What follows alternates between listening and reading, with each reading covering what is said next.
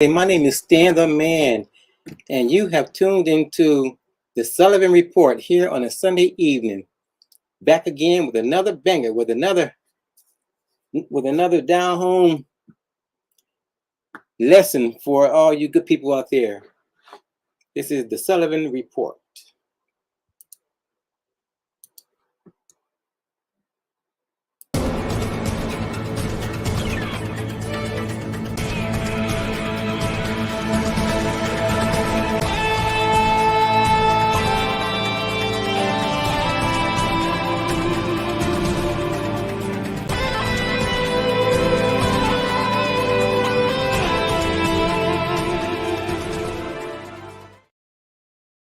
Hey, my name is Stan the Man, and today we're going to talk about some little known Black history facts that everybody should know here on the Sullivan Report. Let's bring this up to here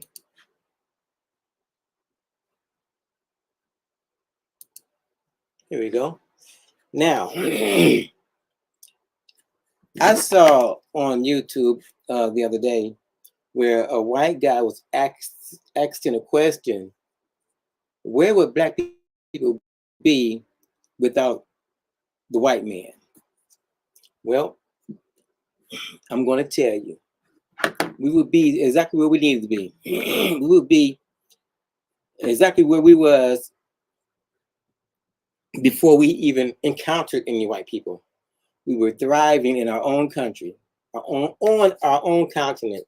Let me get that straight, because during the Berlin Conference, Europe and European countries divided Africa into separate countries, and that's how we get so many African countries, because they were over there pillaging and destroying and killing all of our people and destroying our land. Africa is the most wealthiest land on the planet. And where would we be without the white man?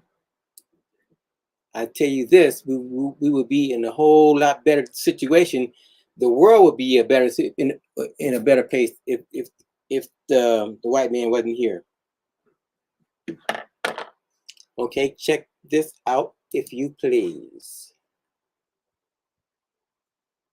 In school, but helped in shaping global. In this video, you'll learn about 3 unforgettable Black historical figures that you were never taught in school, but helped in shaping global history in very significant ways, from discovering and leading a band of free slaves to forming a new settlement in a new land, to the tale of a woman demanding that her right be respected in a time when women were not regarded with any significance. What you'll learn shortly will blow your mind. Let's get right into it. Gaspar Yanga.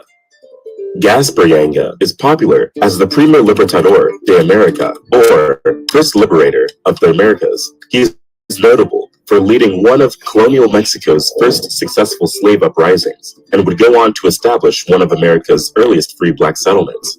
Gaspar, often called Yanga, or Yanga, was born on May 14, 1545. He is said to be one of the Brand people from the royal lineage of Gabon, located in today's West Africa, where he was born and raised before he was captured and sold into slavery in Mexico, and given the name Gaspar Yanga after his capture. Yanga was an enslaved worker in the sugarcane plantations of Veracruz, Mexico. While working under terrible conditions, in 1570, Yanga was able to convince some group of people, and with his group of new followers, revolted against their captors and were able to escape. They fled through the mountainous regions near Cordoba and established a settlement of former slaves called the Palanque. Yanga was able to bring the free slaves to a new settlement and established a community where they were able to live freely without any interference or disturbance from the Spanish authorities for more than 40 years. Yanga assumed the role of spiritual and military leader and was able to structure an agricultural community that performed effectively and also produced in an ordered capacity. Under his leadership, the community easily grew in strength and was able to expand to other locations. although there is no clear record of how this movement developed. By 1609, this community of former slaves included more than 500 men, and consequently, there were rumors that Yanga and his men were planning a large-scale revolt against the Spanish authorities. Yanga also had a band called the Cimarrones. While this group helped to ensure order and calm in the community, Yanga and his band were perceived as being a threat to the colonial system of slavery, as they acted in a daring manner and opposed activities of the royal commerce and authority. Indeed, Yanga and his men grew in power and influence and became a threat to the Spanish government. Warnings increased during the reign of Viceroy Luis de Velasco, and the Viceroy was alerted of a possible black uprising. According to the rumors, this uprising would see the run over whites and name a black maroon as king. De Velasco didn't give much attention to these rumors at first, but rather ordered the severe whipping of several enslaved people who had already been imprisoned for other kinds of crimes. After some period, the band was implicated in the disruption and looting of trade goods. Yanga's maroon not only plundered the haciendas and farms in order to survive, they also attacked the Viceroyalty-era Mexico-Veracruz Road. This was along the Camino Road, also known as the Royal Road, which lies between Veracruz and Mexico City. It was an important road that connected the Gulf's main port with the capital of New Spain. The band was also held responsible for attacking nearby haciendas and kidnapping indigenous women. The continuous attacks became a source of trouble for the authorities. Throughout the colonial period, the roads where these attacks were prominent was the most used transit and communication route in the Americas, and its economic importance was essential for the development of Spain. The attacks got the Viceroy upset, and he sent some militias to subdue Yanga and his group. Their community was eventually attacked, and they tried to destroy Yanga and his group. They assumed that destroying the community and its leader would serve as a deterrent to other would-be rebellious slaves, that the Spanish authority over them was absolute. However, the fugitives were able to defend themselves on several occasions. This was because their hiding places were difficult to access, and this allowed the Maroon to easily defend themselves. The rebellion was really fatal. The losses were high, and led to several further attacks on the Royal Road, which further destabilized the Viceregal economy. Tired of erratic sugar levels? Try a blood sugar cocktail every evening before bed. Every human has about 5 liters of...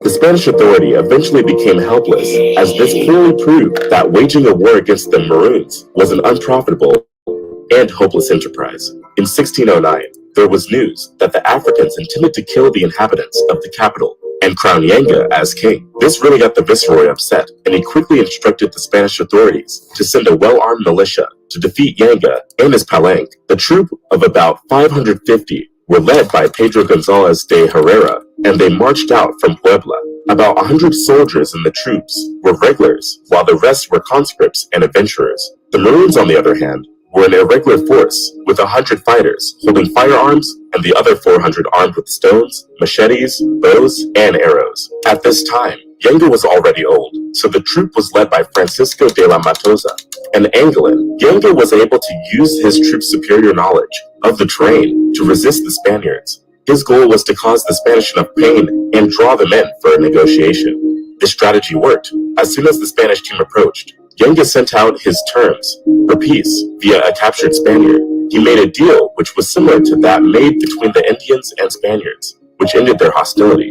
The Indians requested for self-rule and agreed to support the Spaniards if they were never attacked. But the Spanish authorities were not ready to give up just yet. They sent another group to Yanga and his palanque, and they were faced with another strong defense from Yanga and his men. This time, both parties suffered severe casualties. After several other defeats, Yanga offered to make peace, but this time gave the Spaniards 11 conditions. Some of the most important conditions in his term was the recognition of the freedom of all of the palanque's residents prior to 1608, acknowledgement of the settlement as a legal entity, which Yanga and his descendants would govern, and the prohibition of any Spanish person in the community. And in turn, Yanga promised to serve and pay tribute to the Spanish crown. This took years of negotiations. Finally, in 1618, the treaty was signed, and the town of San Lorenzo de los Negros was officially recognized by Spanish authorities as a free black settlement. By 1630, the town of San Lorenzo de los Negros de Soralvo was established. The town is located in today's Veracruz province and is now known as Yanga. In 1871, about 50 years after Mexico gained their independence, Yanga was designated as a national hero of Mexico and also named the El Primer Libertador de las Americas. Much of the story of Yanga was collected and published in an anthology in 1870 by Vicente Riva Palacio. He characterized the Maroons of San Lorenzo de los Negros as proud men who would not be defeated.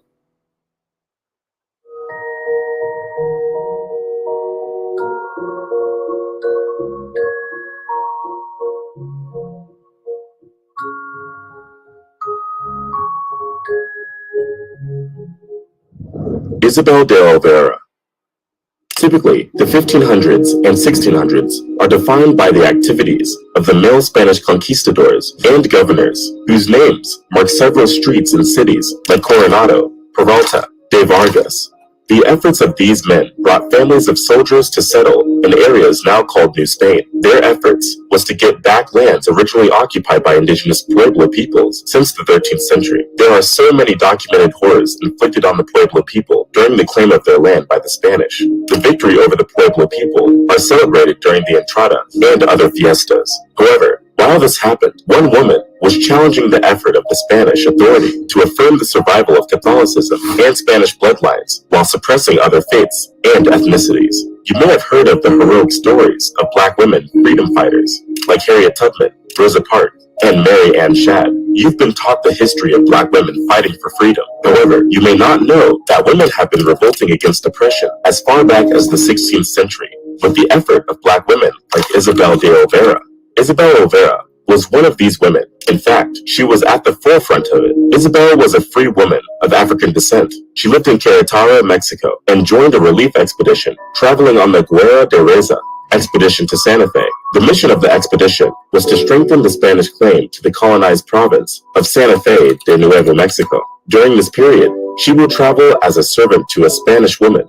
Although there is just very little story about her that is known, her impact and commitment to the liberation of enslaved African Americans remains a remarkable influence in Black history. She is well known for an extraordinary deposition that she filed with the mayor of Querétaro, Don Pedro Lorenzo de Castilla. She stood before 3 witnesses, a free black man, a mestiza woman, and a black slave woman, and dictated the following. I'm going on the expedition to New Mexico, and have some reason to fear that I may be annoyed by some individual, since I am a mulatta, and it is proper to protect my rights in such an eventuality by an affidavit showing that I am a free woman, unmarried, and the legitimate daughter of Hernando, a Negro, and an Indian named Magdalena. I therefore request your grace to accept this affidavit, which shows that I am free and not bound by marriage or slavery. I request that a properly certified and signed copy be given to me in order to protect my rights, and that it carry full legal authority. I demand justice.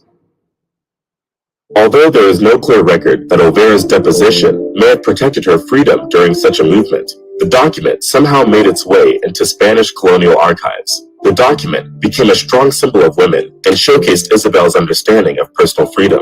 Olvera knew that her cherished freedom could be restricted in 2 ways. One was through slavery, and the other way was in marriage. With the cross-cultural and competitive histories of the colonizers of the African American continents, it's quite amazing that the expressed sentiments of a black woman survives until this day. Isabel's affidavit remains a legal document in the historical archives of 2 countries in both Mexico and the United States. It remains the oldest recorded example found of a black woman speaking up for herself. Although her journey started in Mexico, she deemed the document necessary for her travel to New Mexico. She demanded justice and respect for her existence, singleness, freedom, and future. What makes Isabel a more phenomenal woman was how she was able to understand the concept of freedom as a woman in a time when women had very little liberty. Not to mention that she was a black woman with a mixed racial heritage. The confidence embedded in her statement remains inspirational, and her character and determination would help lift the voices and strengthen the resolve of so many other freedom fighters.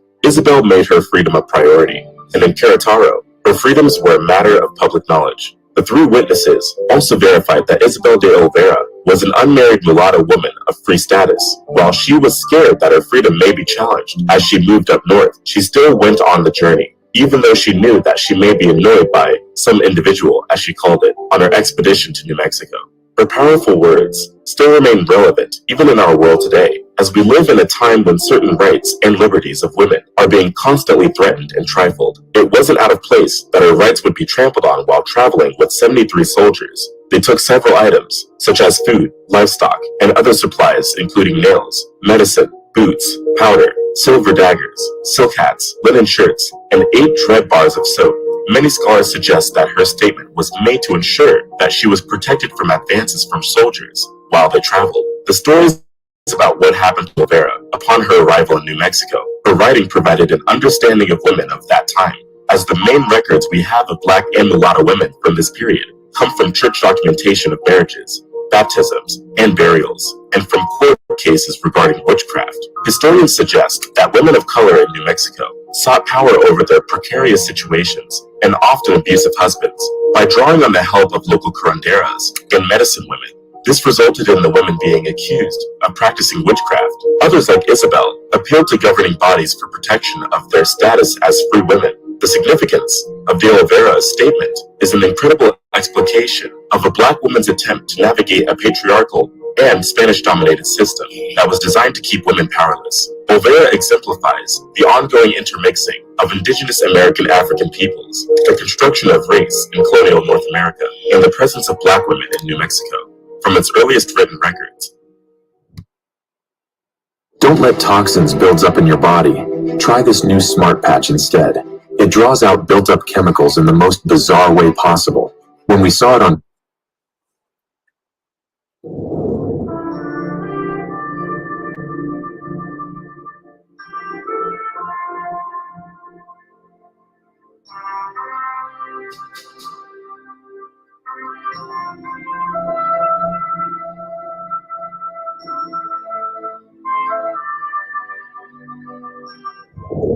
Estevanico. We've heard stories of European explorers visiting and exploring Africa, but it seems as though Africans were a bunch of primitive people that never left their lands and never had to explore or see other worlds. But one man makes us see otherwise. Estevanico, also known as Esteban de Durantes or Mustafa Azamori, was born in Azamor, Morocco in 1500 and was said to have disappeared in 1539. He is recorded as the first African to explore North America. There is very little written about his background. Some contemporary records show that he's from the Maghreb region of North Africa. However, in some of the recent accounts, he goes by his personal nicknames, Estevanico, which means Little Stephen, or Azamori, and El Negro, which is a common name in Spanish meaning the Black. Different translations of the Spanish accounts describe him as an Arabic-speaking Black man and a native of Azamor. Estevanico was sold into slavery in 1522 at a very young age, while growing up in the Portuguese-controlled Moroccan town of Azamor, right on the Atlantic coast. He was sold to a Spanish nobleman, Andres Durantes de Carranza. The nature of slave trade in Spain was quite different from what was seen in the transatlantic slave trade. In Spain, the slaves had several paths to freedom. It is not clear whether Azamori was raised as a Muslim in Morocco, but he must have definitely converted to Christianity. This is because the Spanish Empire at the time didn't allow non-Catholics to travel to New Spain, so he must have converted to Catholicism before he was allowed to be a part of the expedition. He was given the Christian name Esteban, which is Spanish for Stephen, after his baptism. Estevanico was part of the Narvaez expedition with some other 300 men. The expedition was led by the newly appointed governor of La Florida, Panfilo de Narvaez. They left Cuba in February 1528 on a mission to go to Isla de las Palmas, near present-day Tampico, Mexico. They planned to establish new settlements in that region. However, strong winds forced them to the western coast of Florida. The fleet fortunately landed in present-day St. Petersburg, Florida, on the shores of Boca Ciega Bay. Narvaez was dissatisfied and ordered his ships with 100 men and 10 women to sail north in search of a large harbor, which he was assured was nearby. He then led another 300 men with 42 horses and moved along the coast with hopes of rejoining with his ships at the large harbor. Unfortunately, there was no border north of Boca Ciega Bay, and Narvaez never saw his ships again. The group later marched 300 miles north and got into an armed confrontation with the Native Americans. The survivors built boats to sail westward along the Gulf Coast shoreline with hopes of reaching Pianuco and the Rio de las Palmas. Unfortunately, they faced a storm when they were near Galveston Island, Texas. Just 80 men out of the 300 survived the storm and were washed ashore at Galveston Island. In 1529, Estevanico and 2 other survivors from one boat became enslaved by Coahuiltecan Indians. In 1532, they were reunited with a survivor from another boat, and the 4 survivors spent years as slaves on the Texas Barrier Islands. In 1534, Estevanico and other 3 survivors, Andres Durantes de Carranza, Alonso del Castillo Maldonado, and Cabeza de Vaca, finally escaped their captivity and traveled west into present-day Texas in southwestern U.S. and northern Mexico. They became medicine men. As medicine men, they served as traditional healers and spiritual leaders, serving the indigenous people of the Americas. They became the first Europeans and Africans to enter the American West. They walked a total of 2,000 miles after landing in Florida, and finally reached the Spanish settlement in Sinaloa. After some time, they left there and traveled 1,000 miles to the south to Mexico City. Traveling as medicine men, Estevanico and his other 3 companions were welcomed and treated with great respect. They were offered food, shelter, and gifts from different villages, who also held celebrations in their honor. They moved from one village to another, and oftentimes followed by more than 3,000 people. Estevanico and his other 3 companions traveled through different parts of the continent and western Mexico, into the Sonoran Desert, to the region of Sonora in New Spain, which is present-day Mexico.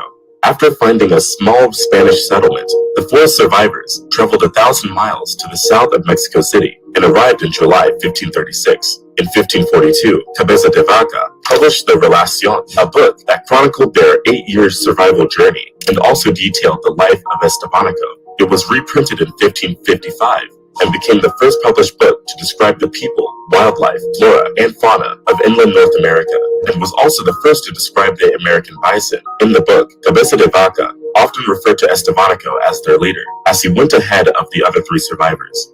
He had learned some parts of the indigenous language and was able to interact with them. When Estevanico arrived in Mexico City, Antonio de Mendoza, who was the viceroy of New Spain, appointed him as the guide in expeditions to the north. In 1539, Estevanico left Mexico City and traveled to Sinaloa. There, he accompanied Friar Marcos de Niza as the guide in search of the fabled 7 cities of Cibola, preceding Coronado by a year. Estevanico was also appointed by the viceroy of New Spain in 1539 to serve as the main guide for a return expedition to the southwest, led by Fray Marcos de Niza. He went ahead of the main team with another group of Sonoran Indians. During this period, he was instructed to communicate back to the main party by sending crosses. It was agreed that the size of the cross should be equal to the wealth discovered. One day, a cross arrived that was as tall as a person, and this caused Niza and his main party to step up their pace in order to join the scouts. This happened when Estevanico reached the village of Huahuica, which is in present-day Mexico.